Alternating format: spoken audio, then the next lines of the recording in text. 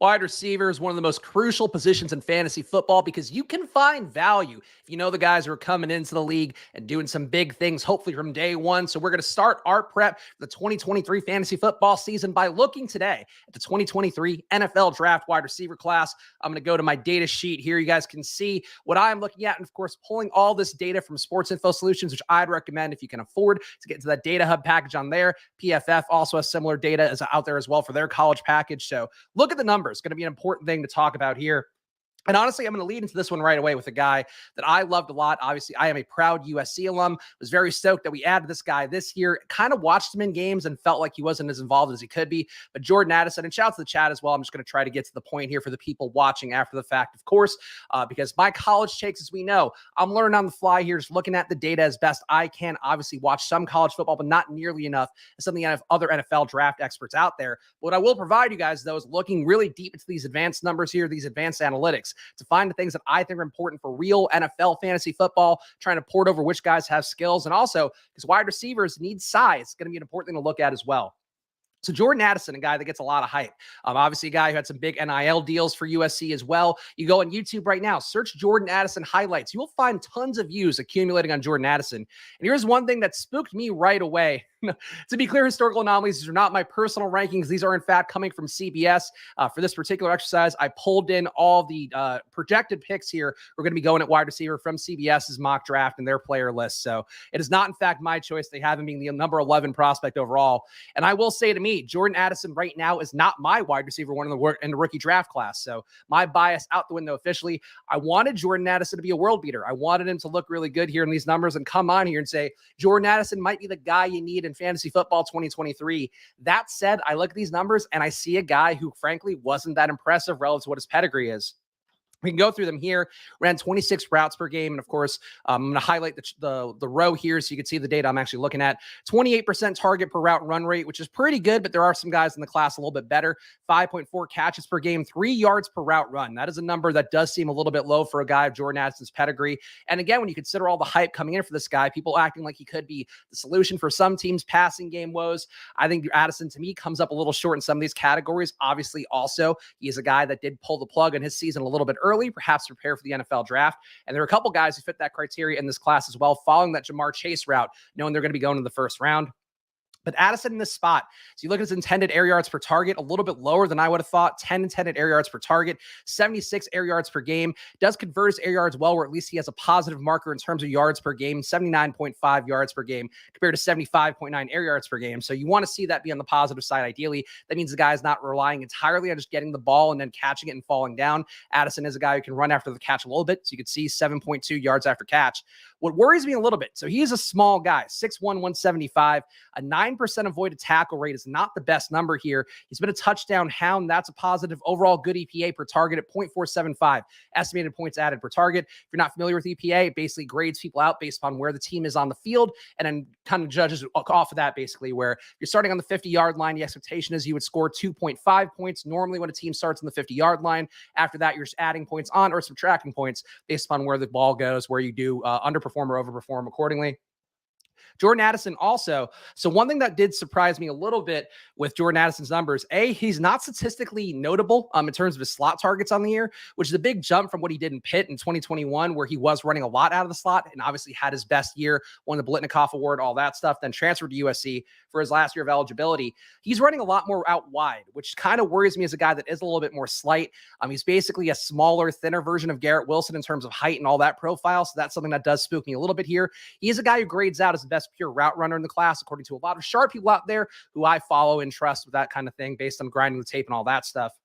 But if Addison's going to be a slight guy who's going to be running outside and probably not the best equipped to run outside, feels like you're grading him out as a slot target. And if that's the case, there are going to be better guys in this draft who do look like better slot targets. So Addison, to me, right away, was kind of challenging my perceptions, just what I thought he was, seeing some of the games, obviously seeing every USC game this year, but also seeing some of the Pitt highlights, working myself up. I feel like he kind of grades out to me as An elevated Khalil Shakir, a guy who's going to be stereotyped as a slot guy who maybe can run outside, but it does feel like you're kind of swimming uphill there. All these numbers here basically support that. Where under 10 yards, he's not creating a ton of value, just a 0.033 EPA. 10 to 20 air yards, he's not getting even enough targets to really be a part of that, which kind of a surprise. But basically, they're not throwing him the ball past the sticks, only throwing him deep balls or check down plays. And that's something, too, if you watch the highlights, you actually see that for USC, where he barely was targeted past the sticks and all those kind of highlight plays. Downfield, he's pretty good. 1.5 deep targets per game, a 1.1 EPA. But basically, to me, Addison reads a lot like a guy not great in the red zone, negative 0.23 EPA in the red zone. Inside the 5-yard line, he's perfectly fine, but he barely had any targets there, so that doesn't matter that much. To me, Addison feels like a guy that needs to land in a really particular spot. Like if the Bills got him and he's running slot routes for them, he's probably a world beater. He's going to look great there. If he's on the Jets and he's playing an Elijah Moore role, like he's absolutely nothing. And I think that's something that worries me a little bit. Addison, a guy who's certainly going to come up in a lot of draft boards, a guy who's going to be talked about a lot. Addison, to me, really feels like a fantasy prospect where it is going to be true of all these guys, really. It depends on the team they land on, depends on the offense they land on, depends on where they are going ADP-wise. But I think Addison's ADP is going to be higher than it probably should be because of that love that people had from him in college, because of the stuff that I'm talking about that I experienced myself, and I try to be as unbiased with this stuff as possible. But he's not as great of a deep ball guy as you'd expect, not as great of an intermediate route guy as you'd expect a guy who's a little bit on the smaller side to be. So Addison, to me, right away grades out as a guy that I think will be overhyped coming into the league. Not a fade by any stretch. Like, he still has some skill sets, and being the best route runner in your class and being an NFL caliber route runner is an important skill set to have, obviously. But I do think Addison's going to get steamed up a lot here. So he is a guy right away for me that if he goes top 10, especially if he goes top 20, I do think that Jordan Addison, to me, screams like a guy that you might want to have a little bit less of, just because he's going to get overdrafted quite a bit. Shout out to the chat as well. Appreciate all you guys. Obviously going to be talking a little bit more here, but if you have any questions, you have any comments here, if you want to correct me on anything too, please feel free to drop that in the chat as well, because as I've talked about, I'm looking at the raw numbers here. I don't know everything about every player. I try to keep up with the injury stuff as well, but if there are things that I'm missing here, feel free to point it out, as people did in that QB video, which I am going to leave in the pinned comments down below. Talked about the rookie QBs as well last week. But overall, that's my take on Jordan Addison. I think he gets steamed up too much. I think the USC national hype, the fact that he had the best QB in college, and you look at the numbers, I don't think he was as good as some of the other guys in that USC wide receiver core in terms of just the pure advanced analytics. So I think it all kind of adds up to a guy that maybe it's a transfer window thing, maybe it's the 1 year, it's the big lights of LA, all that stuff. But Addison, I think, is a guy that will get steamed up a little bit too much. We got Mike in the chat saying Zay Flowers is what Paris Campbell is supposed to be. Give me Jalin Hyatt as the alpha dog of the class. We got him on the sheet here, so we're going to get to Jalin Hyatt, but I'll go in order of the CBS mock draft here. So Jaxon Smith-Njigba is a guy that's pretty interesting because he didn't play a lot this year, but also had such a fantastic year the previous season for Ohio State that he certainly didn't need to do a whole lot more, didn't have to put up a whole lot more on tape to be taken highly this year. The questions I guess you could ask is that Ohio State last year had a lot more weapons around him. Chris Olave, Garrett Wilson, two guys who probably are going to be as good as any NFL wide receiver core he's going to walk into next year. But Njigba, to me, is one guy that grades out extremely well. And it's sort of tough to compartmentalize this stuff because, as you know, for me, and this is my hand in the dirt football take, which, you know, might not be the most heightened one out there. I'm sure there's a lot of people out there who can give you good ones as well. But I do think slot receivers tend to be a little bit more replaceable. Obviously, we have the Amon-Ra St. Browns of the world, guys who are outliers for fantasy who matter a lot. But I do think Smith-Njigba, to me, kind of seems like a guy that maybe benefited from being in that good offense, benefited from having really good targets outside, because his numbers jump off the page here. You can see a 31% target per out run rate. In terms of guys playing for big colleges, overall, a guy that really does stand out in that front. You can see Mike here saying that JSN is a weak player profiler. Another good way to look at these rookies as well. 11% college dominator. Obviously, that's going to be a little bit lower for a wide receiver overall. The percentile matters a lot in the player profiler stuff there. So if you have that number, Mike, I'd be curious to hear it. But overall, I think to me, Smith-Njigba looks like a guy that if you get him in the right spot, if you do feed him the ball, if you treat him like Amon-Ra St. Brown, all the other numbers look great here. 123.5 yards per game. He's also generating a really solid EPA per play, 0.86 EPA. And as we talked about with EPA can be a part of a team thing as well, where if you have great receivers around him, that offense is just moving the ball downfield a lot. Smith-Njigba is going to kind of rise up along with that. That said, a 0.86 EPA for a guy running out of the slot to me is incredibly impressive. You can see here as well, he barely runs out wide, which I think is important to note. But you also see this high avoided tackle rate, 27% avoided tackle rate for him. For a guy who's going to be getting the ball, going to have to create plays in space out of the slot, I think that grades out pretty well for Smith-Njigba.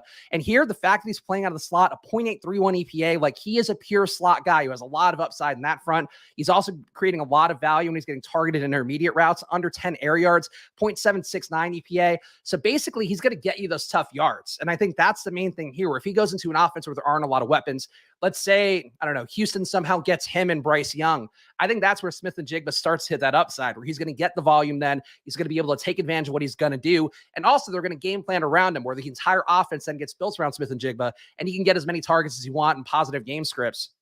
I think he's probably, I wouldn't say he's right now my favorite rookie wide receiver, but I think to me, he's a guy that I can imagine coming in right away, adding a ton of PPR value. So the DraftKings sites of the world, we're getting full point PPR. He's going to look pretty good. An underdog as well, going to look pretty good for a variety of reasons. You could see a high EPA at pretty much every level. And it's the same thing here for wide receivers as it was for QBs when we talked about this last week. If guys are having positive EPAs in the short range, in the intermediate range, on the deep range, that's where I start to think, okay, they have skills that are going to port over on the next level, because there isn't a weak spot. There isn't something that can be taken away. There isn't something that a coach can sort of game plan incorrectly around.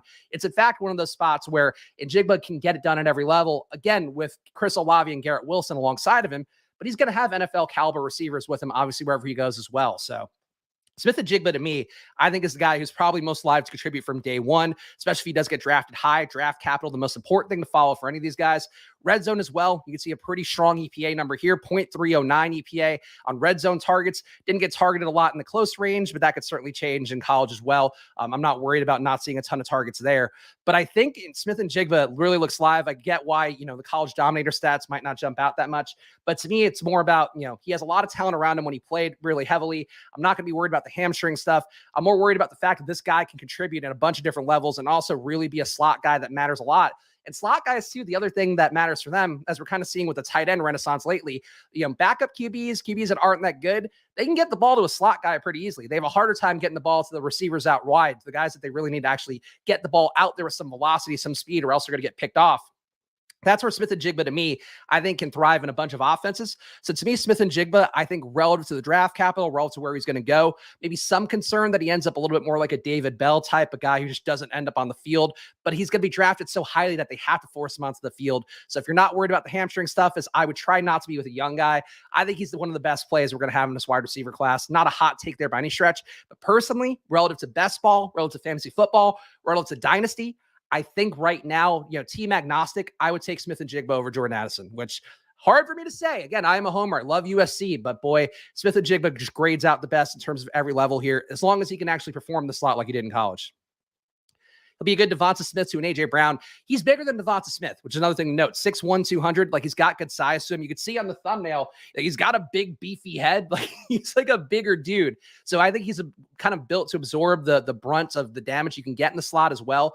I like him a lot here. I think Smith-Njigba, to me, a lot of positive comps you can make out there. And I guess if I were to make a comp, it feels like Amon-Ra St. Brown is the most live comp for Smith-Njigba based on what I'm seeing here.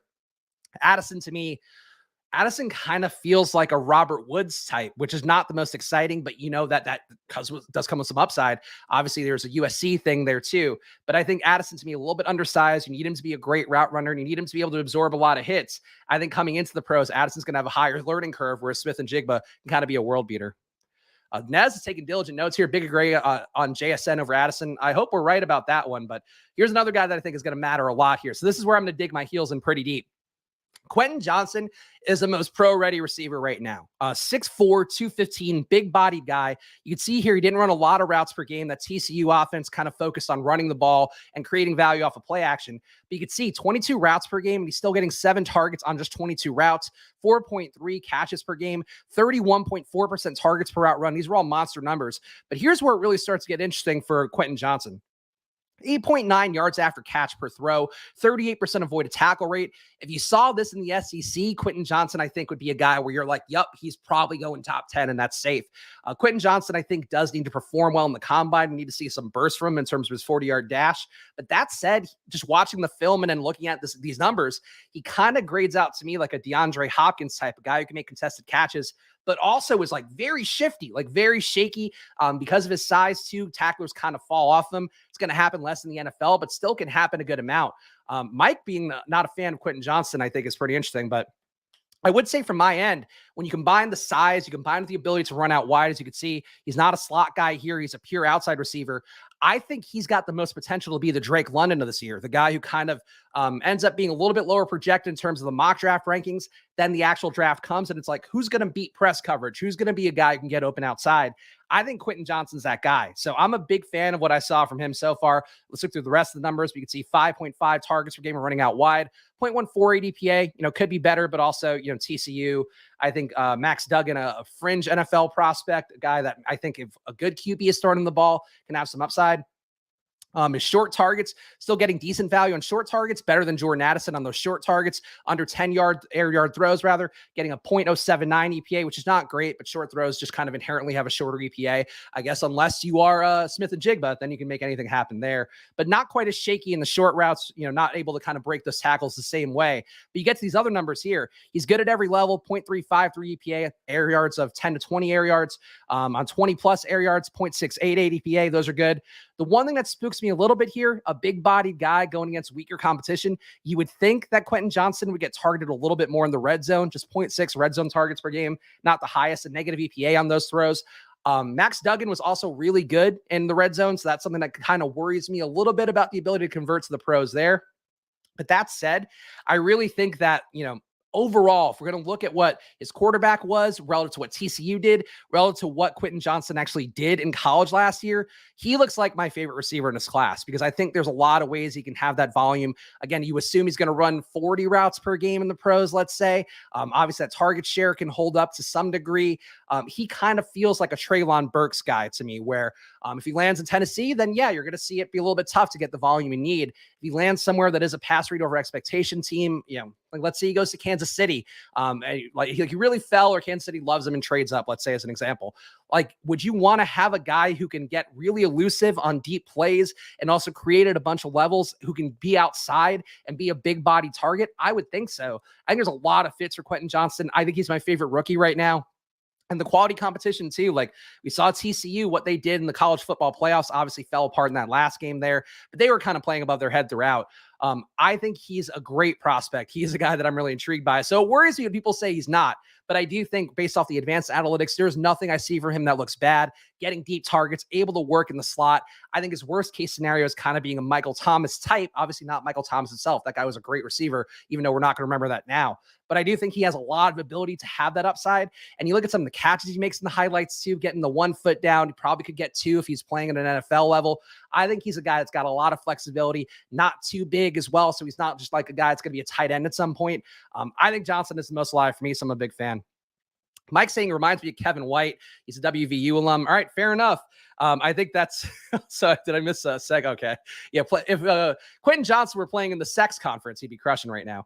But he probably did pretty well in the sex conference as well at TCU. But I think the one thing you could ding him for is just the overall competition level. I mean, the fact that TCU did generate a lot of play action value with that run game being pretty solid throughout the year. But in terms of this pure pro prospects, in terms of the size, the shakeability, all that stuff, Quentin Johnston to me, I think, is a guy who probably should get drafted the highest as long as he lands on a decent spot. Kayshon Boutte, whose name I don't know if I'm pronouncing correctly, but we'll try it. You see the low target per route run rate. You see not great size, okay size, but not great. You see also that he's just not dominating any stat, just a 0.078 EPA guy overall. I don't really see a lot to love here. LSU obviously had some issues. If you followed college football throughout the year, you're going to know more about that than I do for sure. But LSU, a team that probably underperformed throughout pretty much every level. The thing for me, too, with Boutte is that he's another slot guy. He's just not anywhere near as good of a slot guy as Smith-Njigba. Like, compare these two. And granted, again, like lesser weapons for LSU than we're going to see for Boutte to have at LSU. But, like, this is a crazy differential, like a 0.831 EPA compared to a 0.031 EPA. That's a lot less points added. That means that we're looking at Boutte as kind of a value, as a replacement level guy for the most part. When you have a guy who really stands out to be so strong here, I think that's where Smith-Njigba just stands out by quite a high level. I'd also say for Boutte, if we're looking at him as being a slot guy, I'd rather have Josh Downs, I think, and Josh Downs also kind of grades out as a volume and not much more guy. I just think to me that Boutte, like for where he's going in mock drafts, I don't love it very much. Nothing here standing out here. Under 10 air yards, a negative EPA in the mid range. He's not getting targeted enough to be a significant sample size here from SIS. And also on deep throws, he's not generating much value either. So there's nothing that Boutte does that well. His EPA per target in the red zone, also a bad number here. And you can forgive some of these stats here. Like there's a lot of things that go into these guys' numbers overall. There's a lot of things that matter in terms of like, oh, I hate the errors that pop up. A lot of things that go into this overall picture that I think sometimes you can turn a blind eye to certain parts. When a guy doesn't excel at anything, and here you can see the one thing I guess he excelled at a little bit was the fact that he was able to create a positive EPA on targets within the 5-yard line. But that's not enough for me to draft a guy. It's not enough for me to be excited about a guy. So if he lands somewhere and starts to get steamed up because of the situation, I can get it. Based on the pure numbers, though, there's nothing that Boutte does that seems that compelling to me. Maybe the combine numbers will make him jump up a little more, but I would personally, for these next two guys over him, if we're going to talk about slot receivers. So Josh Downs, another guy who I think is getting steamed up a little bit, going high in some mock drafts, probably a second, third rounder, and a lot of them out there. We've got the Kevin White talk. But Josh Downs, to me, in terms of a pure slot receiver, you see that he's a volume guy right away, running 40.5 routes per game. So he's basically running double the routes of, let's say, Quentin Johnston. These roles aren't going to be analogous because Josh Downs is like a pure slot guy. But that said, Josh Downs, to me, is just one of those guys that you can find a million of who can run out of the slot, can create volume, play at a lower level. The North Carolina, as we talked about with Sam Howell, there's enough competition there to be like, okay, these guys at least played some real dudes as opposed to like a BYU receiver where you're like, who did you actually play? Who did Zach Wilson play? Those kind of questions that we've talked about a lot. Downs able to handle the volume. I would assume that based on these numbers, he probably grades out pretty well according to Player Profiler. But when you downgrade for the competition of a UNC, when you downgrade for the fact that he's running more routes than everybody else in the class, like I think there are certain things you could point to that would look good for like college football DFS. He goes to the NFL and he's not quite as much of a world beater. That said, he's probably the second best slot guy in terms of EPA, still behind Smith-Njigba by a pretty wide margin, but still 0.47 EPA on slot targets, under 10 yards, a 0.33 EPA. These are positive things here, shows ability to create in short spaces, which he's going to have a lot of because he's not an elite athlete guy compared to like a guy like Quentin Johnston or Jordan Addison, I guess, overall. His target share here, really good past the sticks, which does jump out a little bit, a 0.913 EPA for Josh Downs on throws of 10 to 20 air yards. Also good downfield, the 1.4 EPA, rounding up a little bit there, but still pretty good numbers from across the board. So Josh Downs, I think, stands out in terms of production. I guess the questions are really going to be, how does he do against pro level competition? How does he look in the various combines and pro days and all that stuff? Those would be the questions I would have. He also showed an ability to create in the red zone. 2.7 red zone targets per game is the highest out of all these NFL rookies we're going to see who actually have significant sample sizes. So I think in that respect, Josh Downs to me feels like number 2 compared to Smith-Njigba running out of the slot. I just have some concerns that it's more about the team. It's more about like you could have a great slot receiver playing at Princeton or something. And like there are guys who are going to be like that sometimes stand out, in terms of the pure counting stats kind of stuff. Then you look at the EPA numbers and they're not quite there. The fact that the EPAs are strong, my one question is just the level of competition. Did he play enough good guys this year to have the faith that he can jump to the NFL and do that? I'm not so sure. That's why I would personally put Smith-Njigba here, Josh Downs a little bit lower, or a lot lower, I guess, but still better than Boutte, a guy who's going to get the hype because he played in the SEC. And I just don't think that he looks anywhere near as good relative to advanced analytics. Let's see. Boutte, terrible college production. He's probably going to crush the combine. Yeah, and that can matter too. Like obviously if he's running a 4.340, 4.240, I actually think there is a Princeton guy too who runs a 4.240. So that Princeton analogy might be there.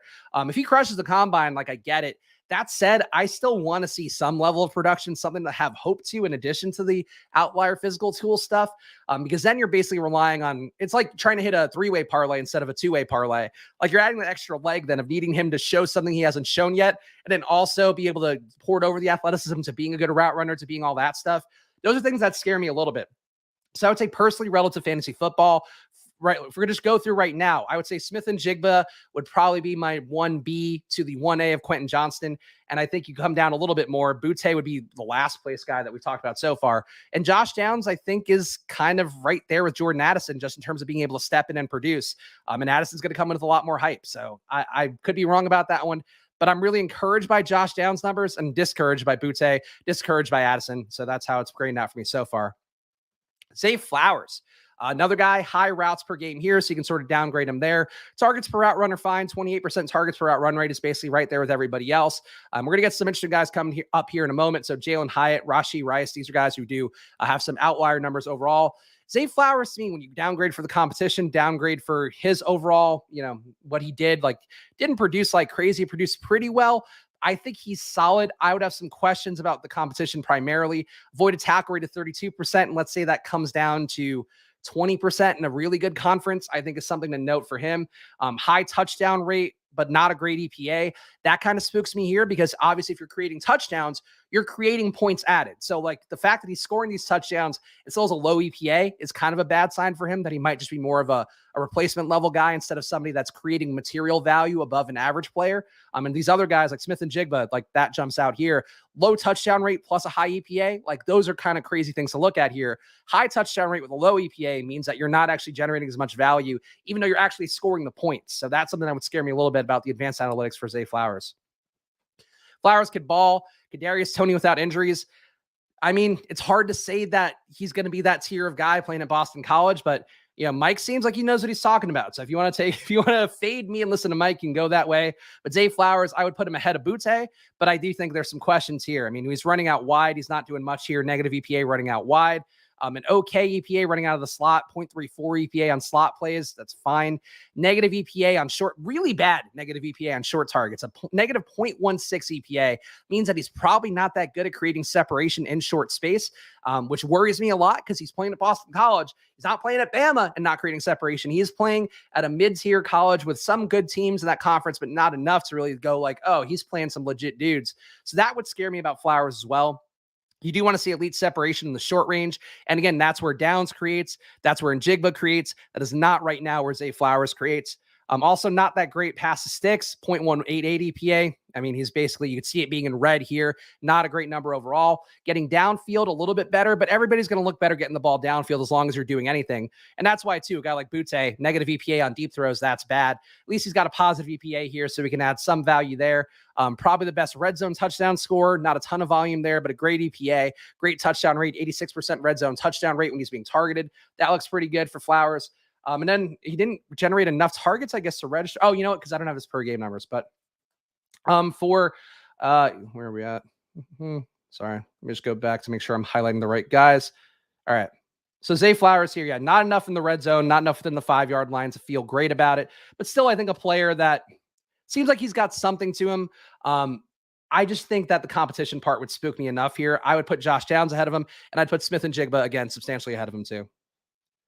Scroll these guys. Hyatt is the guy if my job is on the line. All right, let's talk about Jalin Hyatt. He's coming up next year. Not great size, a little bit bigger than Jordan Addison, but not too much bigger. Again, pretty close to that Garrett Wilson archetype, so we can see, that's fine enough, but would like to see a little more meat on the bones. The target per route run rate is not the best, but he is sort of a deep ball thrower, as I'm sure Mike will talk about in the chat. He's a guy that created a lot of plays downfield. You can see here intended air yards per targets, 14 intended air yards per target, or per attempt, rather. One thing that would scare me a little about Jalin Hyatt, just looking at his numbers, immediately gave me KJ Hamler vibes. Just a guy that's not getting enough volume, but does create plays downfield in the pros. If those plays go away, or also you just don't have a QB who's getting the ball downfield as much as Hendon Hooker was, could be something that's not great for Jalin Hyatt. So again, another guy that's going to be landing spot dependent, but still has some theoretical upside. Not a great avoided tackle rate, not fantastic yards after the catch, but he's also getting the ball downfield enough where you can kind of give him some space on that one. 19 yards per catch, but I think he's a guy, and you talked about Hendon Hooker last week. I think he's a QB that created a lot of value for his receivers overall. And I think the way that Hendon Hooker plays, a lot of downfield throws, kind of that Geno Smith-ish, forcing the ball downfield and still getting the results. I do think that Jalin Hyatt is a guy that benefited a lot from having Hendon Hooker as QB. That said, SEC creates alpha dog wide receivers. I get that. I think certainly the competition he had this year, the fact that Tennessee played above their heads, those are all really positive things for Jalin Hyatt. But I kind of worry that if he gets in the wrong situation, that he just might not be that same guy. And I don't think he has the pedigree of like a Jameson Williams type of guy coming in who's just a pure world beater, and you're going to scheme things up to try to get him there. If Jalin Hyatt goes in the first round, then give him an upgrade because the team's probably going to see something in him and think, oh, we can get this out of him in the pro level. If he goes in the second round, if he goes in the third round somehow, I think that's where Jalin Hyatt gets a little bit less appealing because the draft capital is not there to force it downfield and force the kind of plays that you need for this guy to be successful. but still positive EPA numbers, 0.763 EPA, 22% touchdown rate. These aren't bad numbers by any stretch. Like, they're perfectly good numbers. But that said, as a downfield pass catcher, like, I would like him to be better than Smith-Njigba, just because of the fact that Smith-Njigba is getting like really low A-dot throws, whereas a guy like Jalin Hyatt's getting it downfield and he's not creating that value the same way. So I think a lot of players would have been just as good in a similar situation with Hendon Hooker throwing him the ball in that offense Tennessee had last year. But that's my gut read so far on Hyatt based on what we're seeing so far. Hyatt does operate more out of the slot. So, a slot deep target guy can be a little bit of a tough needle to thread in the pros, but a 0.74 EPA running out of the slot, it's also a very good number here. Certainly a guy could generate some value in that position too and be explosive, you would hope, but the fact that he's not kind of creating his own plays downfield makes me worry about his long-term slot potential to be a guy who can break big plays. 0.35 for EPA on short throws. Again, he's positive EPA in every benchmark. So that's one thing too for Hyatt that I probably should hold in more esteem. He's good at pretty much every level here. The short throws under 10 air yards, 0.35 for EPA, 10 to 20 air yards, a 0.5 EPA, 20 plus air yards, a 1.6 EPA, which is the best mark in the league. Great deep ball guy that I would worry about. You can see not a statistically relevant sample size here in the red zone. That's the concerns for Jalin Hyatt, is that he needs a guy who's getting on the ball downfield. He needs kind of a Jameis Winston type, if you want to go with that pure way, but a guy who's really going to force the ball downfield at a high rate. I think that's where the draft capital matters a lot for Hyatt, where if he's drafted highly, they're going to be kind of motivated to get him out there. If he's drafted lowly, then it's like, all right, we'll take what we can get out of him. And he kind of becomes a Jalen Tolbert type, but with a better pedigree from college. Brugler compares Hyatt to Will Fuller. So even when Fuller retires, we could still draft his clone in Hyatt. Okay, it's an interesting comparison. I could see it based on the numbers here. I don't think that's a crazy one to have. Obviously, with Will Fuller, the ceiling is there, but you also know week to week the downsides could be there. And Will Fuller, I think, had a little more size on him. Let me just check that real fast. I didn't do the full search. Will Fuller, no, Will Fuller's 6 feet flat, so probably about the same size as Jalin Hyatt as well. I think that could be a good take to have. I don't see Charlie Jones for Purdue on the list. The dude broke out last year once he got away from Iowa, and there's a 4 passes a game offense. Let's see if we can get... So I put in Marvin Harrison Jr. here as kind of the control. I would say based on the advanced analytics, Marvin Harrison Jr. looks like the best receiver overall in all of college football, and he's got one more year of seasoning left to come. But let's see if Charlie Jones is in the database enough. No. Looking up A22. All right, now we got Charlie Jones in. So here's Charlie Jones's numbers. I take requests here. I care about that. I apologize. Yes, fake fantasy YouTuber calling me out. It is in fact William Fuller. He had his rebrand for a year that he actually didn't play in. Charlie Jones numbers. Good EPA overall, or decent EPA overall. Running a good amount out wide, 0.292 EPA. Get out of the slot. What are the measurables for Charlie Jones? That's what I would ask right away when I see these kind of numbers. Charlie Jones is 6 feet tall, 24 years old. So that's why Charlie Jones would not be on a top prospect list. Performed well. I mean, like, he's good in every level. And looking at the advanced analytics for Charlie Jones, like, there's nothing here that jumps out as bad. But I think that's where the age thing matters a lot, where all these other guys, I think for the most part, are going to be younger than Charlie Jones. Teams don't want to draft a 24-year-old guy. But I guess if you see Charlie Jones land in a spot where he does seem like he can get burned, I think I personally, from last year, am the most spooked by David Bell, because I really thought he can get in there and get some reps. And then it's like, okay, he's a little bit older. He wasn't a high draft capital guy. And also the offense kind of didn't look great anyway. So like, he was injured too. All those things kind of come together.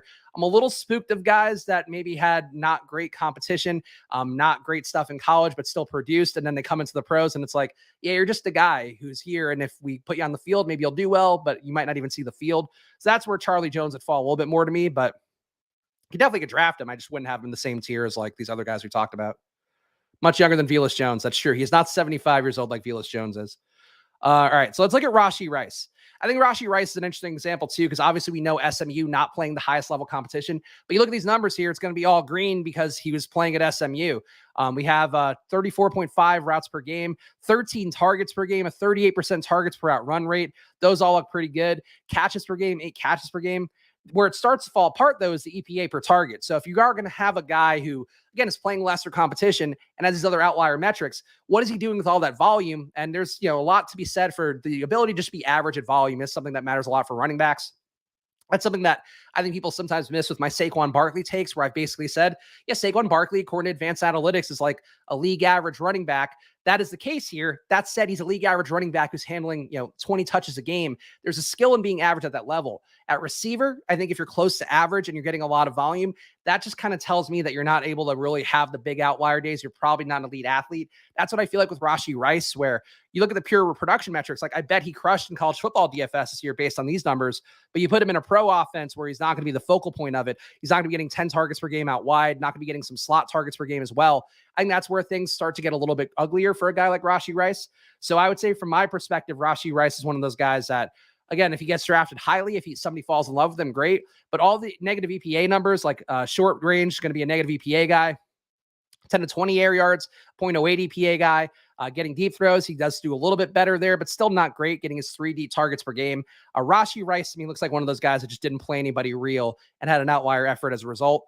If he starts killing it, in the combines and stuff, I don't know if he's a senior or not, but if he's playing in the Senior Bowl and he gets some good reports, then that's where you start to upgrade him a little bit more. But I would say Rashee Rice, to me, one of those guys that looks better in college. You put him in the pros and it's just not going to be the same. Got Marvin Mims here. Let's talk about Marvin Mims. So smaller guy, 5'11", 184, and that's his listed height. So might be closer to like Wan'Dale Robinson size if you were to grade him out in that component.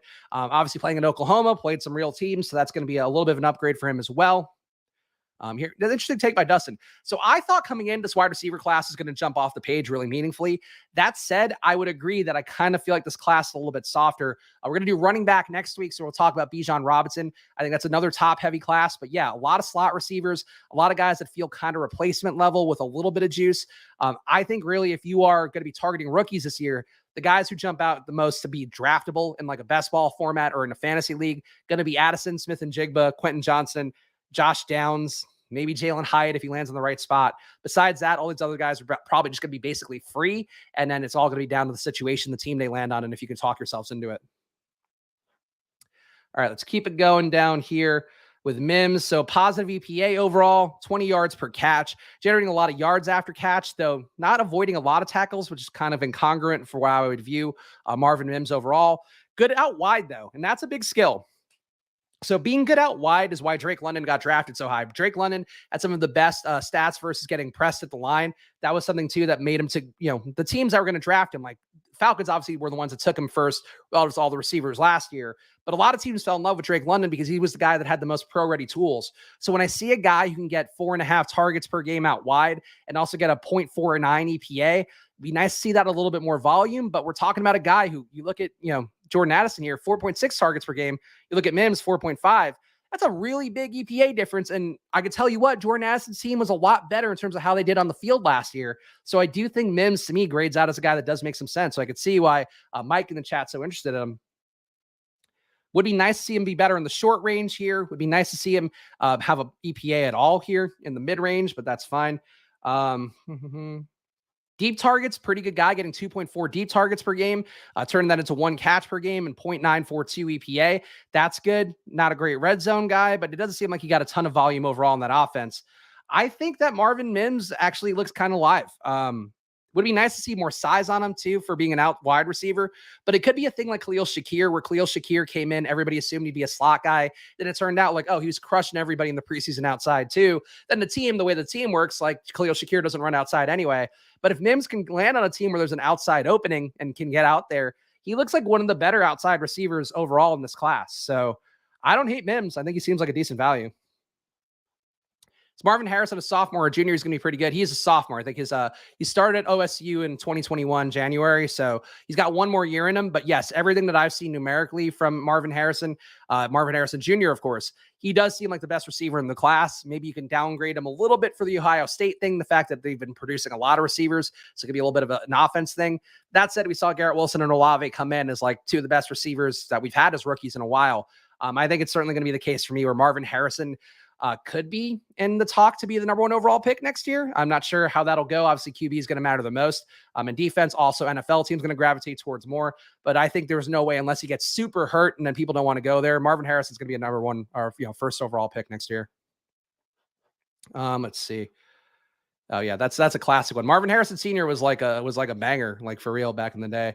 But people thought he was like Mr. Nice Guy because he played with Peyton Manning. But no, he was in it pretty deep. His dad, Marvin Harrison Sr. was like a bad dude at receiver and also possibly kind of a bad dude when it came to off the field things. Trey Palmer, another guy just kind of looks average here. High target per out run rate, which is a positive thing. As we've talked about a lot in fantasy, and you might hear on other content, being able to earn targets is like a really important thing of being a pro. Playing at Nebraska and being able to earn targets at this level and having good size, 6'1", 190, that bodes pretty well for Trey Palmer. High air yards per game, not converting them overall. I kind of didn't focus as much on the QB play portion of things, but my guess would be that Trey Palmer did not play with great QB play last year, relative to just him not being able to convert a lot of these targets. So I wouldn't put that blame on him. He didn't have a high drop rate or anything like that. But I would say Trey Palmer looks pretty good. Yeah, Harrison Jr. to be a top 10 pick in this year's draft. I would agree with that too. So yeah, let's keep talking about Trey Palmer here. Not a great out wide guy. Another slot guy, 0.396 EPA per play. That's fine. Again, just a lot of slot guys here. Under 10 yards, he's creating value. That's a good thing. 10 to 20 yards, creating less value. Downfield, creating even less value. So this is where the numbers start to fall apart a little bit here for Trey Palmer. Trey Palmer to me feels like one of those third, fourth round picks. And again, this is going to be the case for all these guys. Like if you have a third, fourth round pick, they land somewhere where it's, a high pass rate team, a team with an opening, a chance for a guy to start. Those are all going to be the main things here. But I think Trey Palmer to me, relative to competition, looks good. Relative to performance, iffy. But I would take a flyer on Trey Palmer over some of these guys. Like to me, if you're going to talk me into a guy, talk me into Trey Palmer. Don't talk me into Boutte. Is he as good of a slot guy as Smith-Njigba based on these advanced analytics? I would say absolutely not. But relative to what you're looking for here, he's positive in almost every metric. Not a bad player. Probably played with not great QB play. Those are things that I think probably bode well for Trey Palmer. Tillman is basically statistically insignificant last year, so I don't even know that he's worth talking about because I just don't have enough data here. Good EPA running out wide. Besides that, he didn't clock in any sort of category. Not great in a small sample size of 20 air yard throws. Okay inside the 5-yard line. Cedric Tillman's a name I've seen a lot, so I do want to dig in him on a little bit more. Same thing for Frank Ladson, but these guys just didn't do enough numerically last year to even grade in the top 200 prospects according to SIS. Relative to just like volume counting stats stuff. But basically, he and Ladson are two guys that I think do come up in a lot of mock drafts that I just don't have enough insight into because SIS has tracked them because they just didn't get enough production last year, which might say all you need to know about them, really. Like if a guy didn't hit the threshold to actually be in a top 200 receivers, he probably is not going to be a guy that's going to do that in the NFL. Please tell me there's a good fit for the Ravens at number 22, hoping DaCosta finally realizes no one wants to come to a blocking scheme and you need to draft one. Well, I mean, they have a new offensive coordinator, so that's a positive.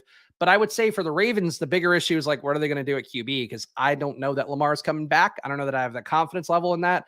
So I think the Ravens have bigger questions than who's going to be available there. That said, you got Rashad Bateman back, who's healthy, and he was a guy that did have outlier numbers here in terms of his college production. So he's going to be back in the mix and hopefully improving in year 3. That's a positive. I feel like for them, getting a good slot guy might not be a bad thing either, but then that kind of cannibalizes Mark Andrews a little bit and what they do at tight end generally. So let's figure out the Lamar thing first, and then I think we can worry more about the Ravens draft picks. But D. Owens knows that. He would agree. Xavier Hutchinson, and these guys are down here for pretty good reason. Nothing good. If you guys have any requests for names for me to try to pull up here, I can look at them as well. But yeah, these guys down here are all down here for a reason. Nobody really jumping out. Negative EPA guys, kind of league average looking replacement level guys. That's what I would say for everybody down here. Demario Douglas, like not great at Liberty. If you see a guy like this, and again, Malik Willis going to be the best example that we talked about last year. You could fall in love with a guy and what he does at shitty college. But I do think when you see a guy's numbers and they're not that great and he played at Liberty, I would just take that guy out of my pool right away in terms of like if I were an NFL draft, if I were a GM someday, knock on wood. I don't know why this is wood. Knock on wood. One day, maybe I'll be an NFL GM. For right now, though, I would say I would just immediately go like, oh, cool. He sucked at Liberty. I don't think he's going to have enough at the pros at 5'8" and 170, Demario Douglas. So that's one there. All right, we got Nathaniel Dell. Let's see if he's a Nathaniel or a Nate. I think he graded out pretty well. Nathaniel Dell. All right, Nathaniel Dell played at Houston, right? Yeah. So the first thing for Nathaniel Dell, playing at Houston does mean that you're going to have padded stats a little bit because of how that offense functions. Lower level of competition as well, so that's something to keep in mind as well. But at least, again, unlike Demario Douglas, he has pretty good numbers across the board. So you can see 8 targets per game, doing a good job on that front. 0.434 EPA, that's also a positive one. 0.428 EPA on the wide targets, that's a good thing too. I don't know his size. What's Nathaniel Dell's size?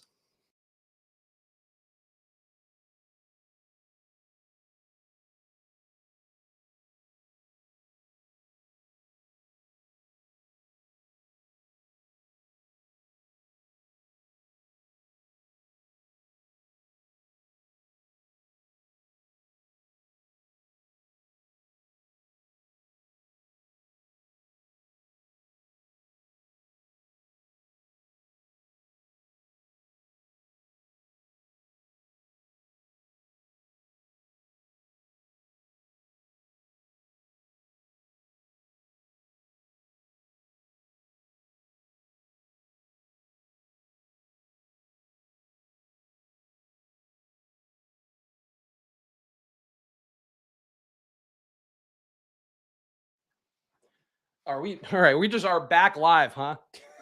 All right. Yeah, apparently my laptop was not plugged in, so my bad. All right, let me get this back up. Everything's running weird now. I'm like in slow-mo. All right, we'll try to get through the end here. All right. All right, we're back. Probably running a little sluggishly. I apologize. Hopefully the computer doesn't die again. Yes, Spags back to life. Resurrected myself. All right, Nathaniel Dell. Yes, the size seems like it's not the best. Let me just make sure to have it correct. So he is, I think somebody had it in the chat. When they don't even have your size listed on Google, I feel like that's immediately a concern. That's one of those things we're trying to hide it. 5'10", 165. 5'10", 165 playing at Houston. Ooh, that's tough, man. The production's there. Nathaniel Dell should play in the XFL. Should play in the USFL is how I feel about him. Who is the other request that we had here from Justin? Tyler Scott. Let's see Tyler Scott. Oh, thank you. My kid is adorable. My child is, in fact, adorable. He's at daycare right now. So that's why I get to do these kind of things here. Just digging into Excel, digging into receiver numbers. But I appreciate it. He is adorable. I agree. Got the best of my wife's looks and some of mine. Tyler Scott here. Positive EPA player. What's the size? See, like whenever you see good numbers, it's like, how big is this guy? Because these little guys just can't do it in the NFL at that same level. Like that's just how it goes. Tyler Scott, 5'11", 185. All right. It could be worse. Could be worse. Oops. All right. 0.34 EPA. 0.39 running outside. That's pretty impressive for a short guy for Tyler Scott. Downfield, mediocre. Not bad past the sticks. Yeah, I feel like Tyler Scott doesn't look terrible. I would say Nathaniel Dell looks a little bit better than him, but Tyler Scott, I think, is in range. 4.3 or lower guy. That's a positive too. I mean, again, if these guys test positively on the combine, you might see more. Numerically, part of the reason too these guys do end up being highly touted prospects is because they are guys that performed well in college. So the guys that do perform less well in college, or have some flags like they're small or they played somewhere that's not that great. That is something where those guys can come up a little bit more in the combine process and then gain some more steam. So I would say if like you see Tyler Scott picking up steam because he's incredibly fast and all that, I think that's where he does look a little more appealing. I would chase the draft capital. Like for any of these guys that we're talking about beneath, let's say beneath Jalin Hyatt, for any of these guys, and even including Jalin Hyatt, it all just comes down to where they get drafted. If these guys are first round picks, if they're second round picks, the team is going to be motivated to get them in there and see what they can do. And a lot of these guys, besides Boutte, seem like they actually should be able to produce at a high level in the pros, relative to all the various factors that go into that. These guys down here, it's like, all right, you basically need to get drafted above board, or you need to really impress at the combine so you can get drafted above board. That's kind of stuff I'd worry about. But that said, if he is a true 4.3 guy and he can absolutely get downfield, then I think that's where if he tests well in the combine, like you'll see a guy like Scott kind of be a little more relevant to the draft process overall. Let's see. Dart throw, Deontay Demas. It's not on this list. Is he in here? He was hurt though, right? I think Mike was saying. I don't have any numbers on Demas in here. Who else do we have? Jonathan Mingo. Let's see Jonathan Mingo. Justin knows his guys. Got to give Justin credit here too. All right, Jonathan Mingo. And again, guys, I apologize to the people that like this is a little bit of a slower stream than I normally try to do, but I do want to make sure to actually, I'm wrapping my head around this as we go, but I want to touch on the guys you guys think are important too. So that's why it's a little bit lethargic. Besides the computer crashing, that's never going to help a stream, I would say. All right, Jonathan Mingo. So 0.13 EPA overall is not going to be great. What's Mingo's size? He would have to be big for me to like him based off of that number right now. Jonathan Mingo, 6'2", 225. All right, we can live with that. 0.198 EPA running outside. It's not bad. It's not a bad metric at all. Not good out of the slot, but with that size, you probably don't need him to be a slot guy anyway. On short throws, he's creating value. That bodes well for a big guy. Tough EPA on 10 to 20 air yard throws. Negative 0.396 EPA would not fill me with joy for Jonathan Mingo. He kind of seems like an average guy to me. Like, this is a really bad red zone number for a guy who's 6'2" and has some size to him. 1.5 red zone targets per game, negative 0.43 EPA on those plays. So he's really not doing a lot to add value in the red zone. And he's not great even within the 5-yard line. But not bad size. I could see a guy like Mingo kind of bubbling up more because of the size and the fact that he was an okay producer at like a good school or, a school that played real people. In this class full of like slotty guys, I feel like Mingo kind of stands out as being one guy who can get outside. And really, it seems like the only guys to expect any sort of outside, upside really would be Mims, would be maybe Addison, Quentin Johnston, obviously. And then Mingo's right there with him. So yeah, if it's a weak class and outside receivers, I could see Mingo kind of coming up a little bit more. What's up, Ann's Comedy? I appreciate you. I think we've covered it all pretty well. So my takeaways, and I guess let's talk about the ideal landing spots for these guys, and then we'll call it quits here on the stream. And hopefully the computer will hold up and hang out with me, and hopefully I plugged it in correctly this time. So for Jordan Addison, what's an ideal spot for him? Good route runner, small guy, probably needs to be in the slot or at least rotating around a little bit. Jordan Addison, to me, let me switch the screen. Hold on, let's pull this up. I want to be able to look at these guys. I want to see them in the face as I slander them accordingly. All right, Jordan Addison. All right, Jordan Addison. Now that we can see him, I think we can really think about a good team for him. Addison Chargers, that's pretty interesting. Steelers, I think, could use more of a slot guy. Like, they could use a Smith-Njigba. If they had Smith-Njigba with what they have with, having Deontay Johnson and then having Pickens there too, like, that to me feels like a roster that you're getting the best shot. But obviously reuniting him with Kenny Pickett wouldn't be the worst thing in the world either. I think Addison to the Chargers, though, feels pretty good. They don't have the draft capital right now to get there, but they'd have to trade up to get him. And I don't know how much draft capital they have overall to trade, because they have acquired some guys, obviously the Khalil Macks of the world over the last few years. But I feel like the Chargers would make a lot of sense for him. I think that's a really good call by Justin. Jake, rewind. We just did Charlie Jones. I would say for Addison, yeah, I think I'll stick with that one. I think Justin nailed that. I think it's the Chargers for him. For Quentin Johnston, let's see. Let's pull up Quentin Johnston here and take a good old-fashioned look at him. Good old-fashioned look at him. None of these new school looks at Quentin Johnston. Let's look him right in the face. Big body dude, can work outside. Who needs an outside receiver bad? Ooh, here's a fun one. Put Quentin Johnston on Detroit. How about that? The Detroit Lions take Quentin Johnston, pair him with Amon-Ra and Jameson Williams. He'd be a better DJ Chark based on how I'm viewing him, or at least would be a younger guy that you can develop and hope he turns into a better version of DJ Chark. I think Johnston looks pretty good. Johnston going to the Texans if they get the number 1 overall pick and take a QB, or I guess they could just stay where they are and take him. I think that would be good too. Like Bryce Young, Quentin Johnston would look pretty good. I would still say, to me, my preferred Texas receiver would be Smith-Njigba, just because he's created the most value overall. And they just need somebody who can create value and keep some pressure off of Dameon Pierce or whoever else they're going to bring alongside Dameon Pierce next year. So Quentin Johnston, to me, I get it. They have 2 first-round picks to pair with QB. Yeah, I think that can work. Man, imagine. See, if I were the Texans, what I would do, and this is obviously me being a fantasy guy and caring about the offense more than anything, I would draft Bryce Young or, whoever you like at QB, CJ Stroud, if they wanted to go that way. then draft Johnston, then draft Smith-Njigba, or, in some order, whatever order it takes to get that done. I think that'd be pretty cool to get 2 elite receivers from this class and basically just get this class as like your wide receiver core. So I like Johnston. I think there's a lot of places Johnston would fit though, because everybody needs an outside receiver.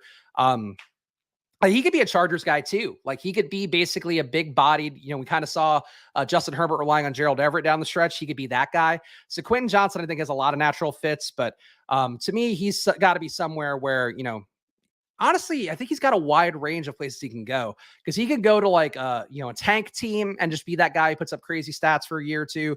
He can go to a playoff ready team and be the outside receiver that they need to complete things. Like he could go to like a Niners or something and add value. He probably wouldn't play over Ayuk or Samuel really, but like, that kind of example there, would he be a better Jawan Jennings? I would think so. So there's a place basically like for Quentin Johnston, he can go anywhere and it wouldn't be that bad of a fit. I think it's hard to find these pure out wide guys this year, and I think Quentin Johnston grades out as one of them. Other guys here, let's look at Kayshon Boutte.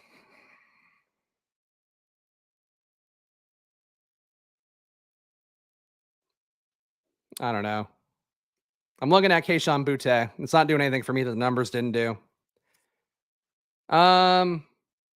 I don't think he should go anywhere. I don't think Kayshon Boutte should get drafted. Like, I think he should take Josh Downs over him. He should get drafted, but he shouldn't get drafted wherever he's going to get drafted. The fact that he's grading out that well relative to the advanced analytics, I don't love it. Josh Downs. Who needs a good slot?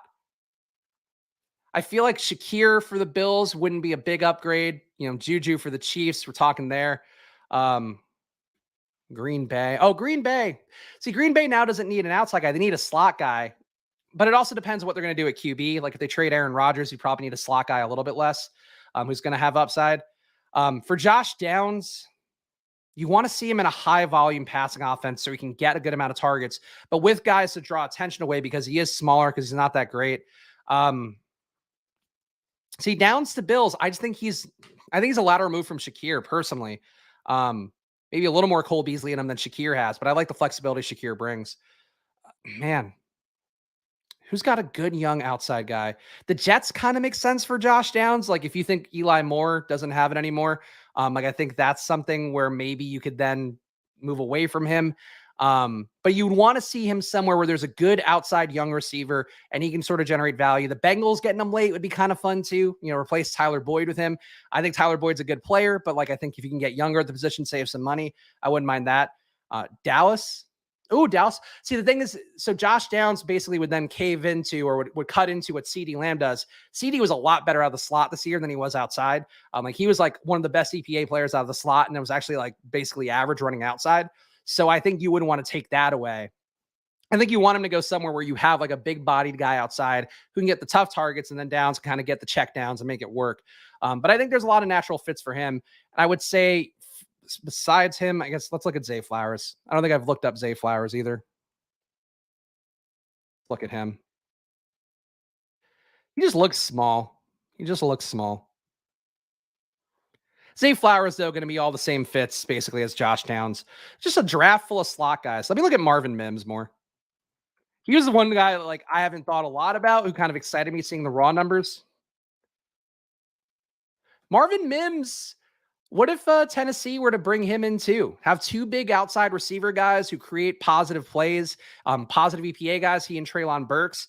I think that would be a nice little fit, obviously, if they're going to actually throw the ball more. But I think if you are going to move to a more modern offense, Mims would look pretty good.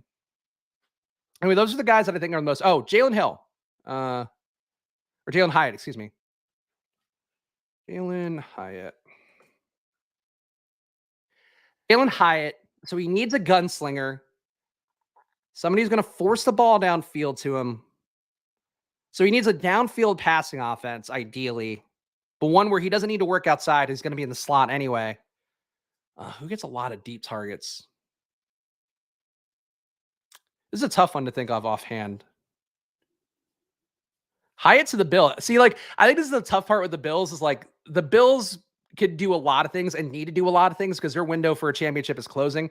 But I think Hyatt does kind of make sense more for the Bills because Josh Downs' skill set is replicative of Shakir, whereas Hyatt, I think even if he were getting 20 routes per game, at least he'd be another downfield guy to get the ball to that isn't Diggs or isn't Gabe Davis, assuming that they kind of go with that same configuration next year.